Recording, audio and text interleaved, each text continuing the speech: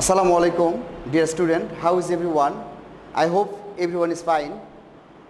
This is Moshiur Rahman Khan, assistant teacher of English of Bonasri National School.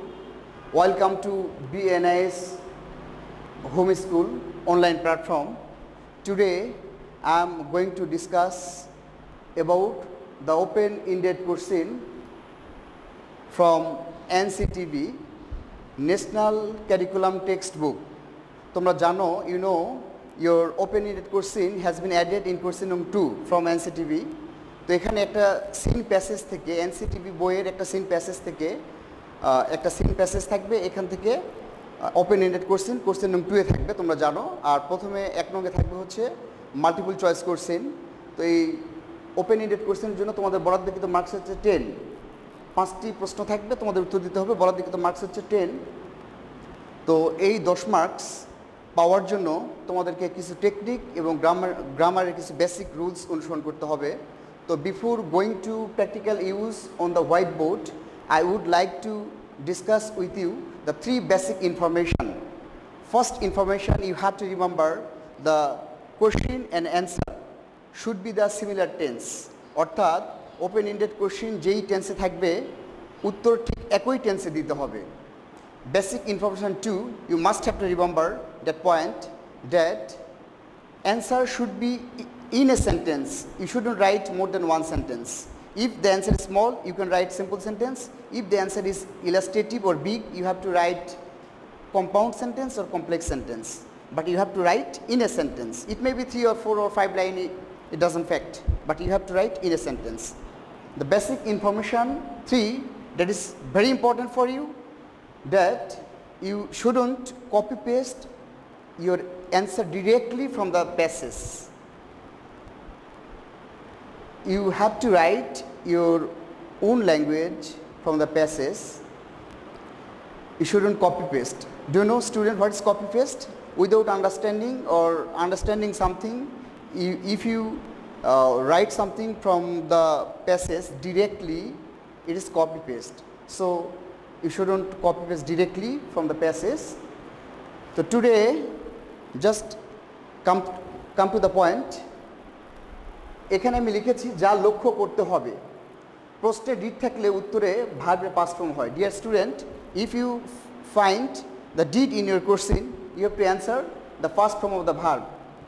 Second হচ্ছে প্রশ্নে do বা does থাকলে উত্তরের সময় প্রেজেন্ট ফর্ম বা বেস ফর্ম হবে। অর্থাৎ প্রশ্নে যদি ডু বা ডাস থাকে, উত্তর লেখার সময় তোমাদের প্রেজেন্ট ফর্ম লিখতে হবে। প্রশ্নে যদি মডেল অক্সিলারি থাকে, উত্তর লেখার সময় ওপেন-এন্ডেড কোশ্চেনের উত্তর লেখার সময় ঠিক সেগুলোই হয়, যেমন can, could, shall, should, will, would, may, might, must. এই মডেল অক্সিলারিগুলো if you find in your open ended question, you have to write the similar model verbs. তো dear student, just come to the main point. আমি এখানে তোমাদের জন্য একটা important seen passage design করেছি। এটা আমি প্র্যাকটিক্যাল ইউজ করে তোমাদেরকে দেখাবো। Just look at the white board. Question এখানে লেখা আছে অ্যান্সার দ্য ফলোয়িং কোশ্চেন্স।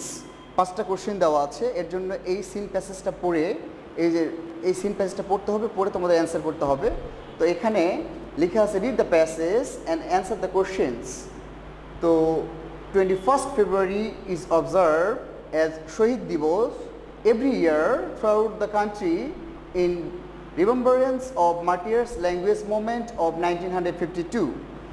21শে ফেব্রুয়ারি প্রতি বছরই এটা সারা দেশে, আমাদের দেশে কি করা হয়, পালন করা হয় শহীদদের, এই 1952 সালের ভাষা আন্দোলন শহীদদের স্মরণার্থে এটা পালন করা হয়। The commemoration begins at early hours of the day with morning suns that recalls the supreme sacrifice of the language martyrs.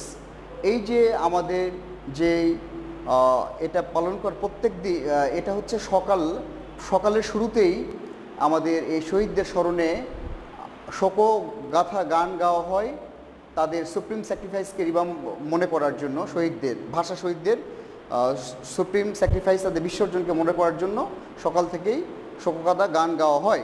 People wears black bandages to the Shohid Minar barefoot positions singing morning songs. তারা শহীদ মিনারে খালি পায়ে শোকগাথা গান গেয়ে ফুল দেয়। এখানে next হচ্ছে they place wreath at the Shaheed Minar at the Minar, অর্থাৎ তারা হচ্ছে এই রিট মানে হচ্ছে অ্যারেঞ্জমেন্ট অফ ফ্লাওয়ার, তারা ফুলের মালা দেয় শহীদ মিনারে। Many of them visit graves of martyrs at Azimpur graveyard and pray for them.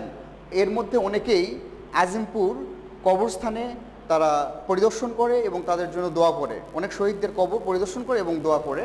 Next হচ্ছে they also attend various programme organised nations educationals scientific and cultural organisations, অর্থাৎ the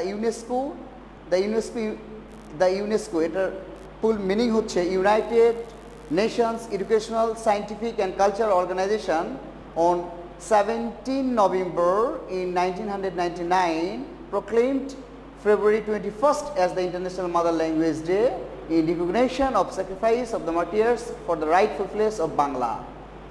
এই সংস্থাটি UNESCO সংস্থাটি 17 নভেম্বর 1999 সালে এই 21 ফেব্রুয়ারিকে আন্তর্জাতিক মাতৃভাষা দিবস হিসাবে ঘোষণা করা হয় এবং বাংলাকে তার সঠিক মর্যাদায় রাখার জন্য, বাংলা ভাষাকে তার সঠিক মর্যাদায় রাখার জন্য।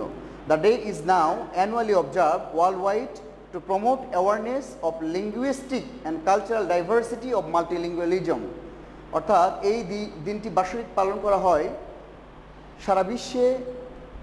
সারা বিশ্বে এই ভাষা, অর্থাৎ সারা বিশ্বে মাল্টিলিঙ্গুয়ালিজম বহু ভাষার সচেতনতাকে বৃদ্ধি করার জন্য, এই সংস্কৃতিকে বৃদ্ধি করার জন্য এই দিনটি পালন করা হয়। তো এখন এই প্যাসেজটা আমরা পড়লাম। তো dear student, in your exam hall you have to read this passage at least two times with deep understanding, with nice understanding. Then you have to start to write your answer by following the basic rules of writing. Open-ended question, already have told you the 3 basic rules, and you have to remember these 3 criteria and these 3 characteristics you have to remember, and already have told you the 3 basic information you must have to follow. Next হচ্ছে first question, look at the indicator. When does the occasion of Shohid Minar begins? শহীদ দিবস begins. তো answer হচ্ছে এখানে does দিয়ে শুরু হয়েছে, সুতরাং আমাদের এই টেন্স সিমিলার হতে হবে, আমি বলেছি। এখানে ডাজ মানে প্রেজেন্ট টেন্স, আমাদের অ্যান্সারটাও সেই টেন্সে করতে হবে। Every year people observe 21st February across the country and occasions of Shaheed Dibas begins early in the morning. তাহলে এই প্রশ্নের অর্থ ছিল যে আমাদের শহীদ দিবস অনুষ্ঠান কখন থেকে আরম্ভ হয়। প্রত্যেক বছর 21st February আমাদের দেশে, সারা দেশে এই অনুষ্ঠানটি সকাল থেকেই আরম্ভ হয়। Second question, just look at the indicator, why is 21st February observe annually worldwide? কেন এটা সারা বার্ষিকভাবে সারা বিশ্বে পালন করা হয়? তো এটা হোয়াই দিয়ে প্রশ্ন করেছে, সুতরাং আমাদের লিখতে হবে অ্যান্সারে 21st February ইজ অবজার্ভ, এটাও প্রেজেন্ট টেন্সে আছে বাট প্যাসিভ মোডে, annually world wide to promote the awareness of linguistic and cultural diversity of মাল্টিলিঙ্গুয়ালিজম। তো ডিয়ার স্টুডেন্ট, এখানে লিঙ্গুইস্টিক মানে science. Dear student, look at me, এখানে হচ্ছে linguistic মানে হচ্ছে a science which is related to language, R multilingualism means various language are mixed, multilingualism বহু ভাষা যেটা আমরা বলি। নেক্সট হচ্ছে what can 21st February remember us? 21st February আমাদের কি মনে করে দিতে পারে? প্রশ্ন হচ্ছে এখানে মডাল অক্সিলারি দিয়ে শুরু হয়েছে ডিয়ার স্টুডেন্ট, অলরেডি আমি বলেছি। এখানে হবে 21st February can remind us of the language movement 1952. It also reminds us of the greatest sacrifice of the language martyrs. 21st February আমাদের মনে করে দিতে পারে 1952 সালের কি ভাষা আন্দোলন, এবং এটা আমাদের মনে করে দেয় সেই ভাষা শহীদদের সুপ্রিম স্যাক্রিফাইস। তো dear student, I think you have understood the class nicely. If anybody does not understand the class, watch the video again. I think it will be clear to you. Finally, I would like to suggest you to study all subjects with equal importance, because every subject is important to have your expected result, I think. That's why I also would like to suggest you to obey your parents and you also have to maintain your personal hygiene and health menu you have to maintain, and I wish you good health and healthy life. I will again come in front of you in another day with another topic if I get chance. Just pray for me. Assalamu alaikum. Thank you to be connected with my class.